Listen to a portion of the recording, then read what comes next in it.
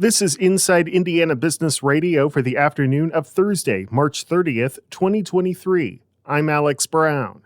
The city of Crawfordsville is beginning plans to establish the Shorts Nature Park. The land is currently owned by Will Shorts, a Crawfordsville native and crossword puzzle editor for the New York Times, who grew up on the property he is donating for the project. He had reached back out to us and said, I would really like to see this set aside as a nature park, and I'm willing to donate it for that purpose if you can guarantee that this will always be a park moving forward. We saw that as an unbelievable opportunity. Mayor Todd Barton said the park will bring benefits for residents and help with business and talent attraction. Like every community, we're in a battle for citizens, for people, right? I mean, we have unfilled full-time jobs now. We have hundreds more new jobs coming to our community in the next few years, and we need to be able to attract residents to come to Crawfordsville and build a life, right? And this is part of the overall picture. You have to be able to offer these kind of amenities.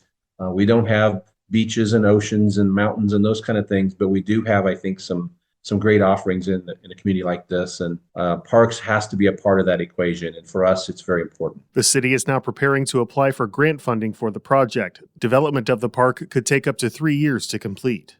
A team of Purdue University students has won the $20,000 grand prize in this year's Student Soybean Innovation Competition, held by the Indiana Soybean Alliance. The team has developed a biodegradable, non-toxic, soy-based foam called StyroSoy, which serves as an alternative to polystyrene, also known as styrofoam.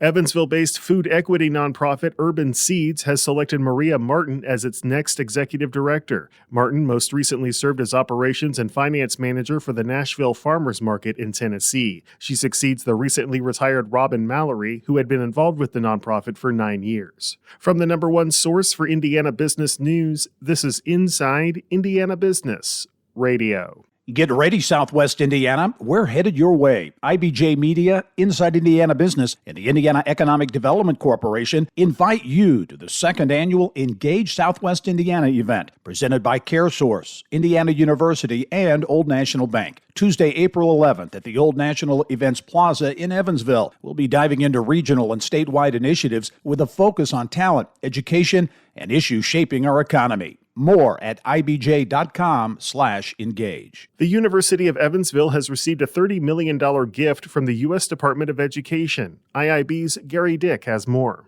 The funding will establish the Evansville Promise Neighborhood, which aims to help prepare children throughout their academic journey and find successful careers. UE says the goal is to provide kids in the EPN by providing them access to outstanding schools as well as robust family and community support systems.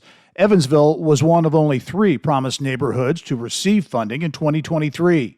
The city received a federal 10-year Promise Zone designation in 2016 that was designed to support its most at-risk yet most promising neighborhoods within its urban core. That's according to the university. The designation was a precursor to receiving the Promise Neighborhood Grant. The University of Evansville submitted the application for $30 million in funding over 5 years. That funding is being matched with nearly $32.5 million invested by 23 partner agencies in the community. UE says the total $62 million figure comes from the cost invested in providing wraparound care services to schools and neighborhoods within the EPN. Mayor Lloyd Winnecke called the funding critical to ensuring the community has the resources it needs.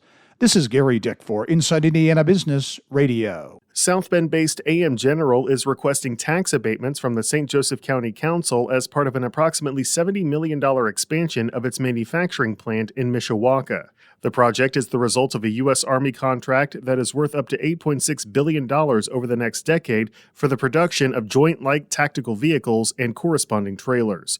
However, the company is facing pushback from the original designer and manufacturer of the JLTV, Wisconsin-based Oshkosh Defense, which has filed a formal bid protest over the decision to award the contract to AM General. Meanwhile, AM General has continued to proceed with the project despite the bid objection. Rose-Hulman Institute of Technology has received a record number of applications for the 2023-24 academic year. Our partners at WTWO-TV report more than 5,300 students from more than 70 countries have applied to attend the school. Tom Baer, Vice President for Enrollment Management at Rose-Hulman, said the numbers will benefit the community. We also would love to have some of them stick around for job opportunities, when they leave too, to continue to grow our area. So for Terre Haute and the surrounding area, it's wonderful because we're bringing in visitors from all over the country and all over the world to share in a community that we all really celebrate. About 150 students have been confirmed for next year's class, according to Baer. The deadline for college selection is May 1st, and Baer said the final number will be around 600. IU Health CEO Dennis Murphy is this week's guest on the Business and Beyond podcast with Gary Dick, presented by PNC, a weekly conversation with high-profile Hoosiers in business, sports, and entertainment, and beyond. Available now from your favorite podcast provider. I'm Alex Brown for Inside Indiana Business Radio on Demand.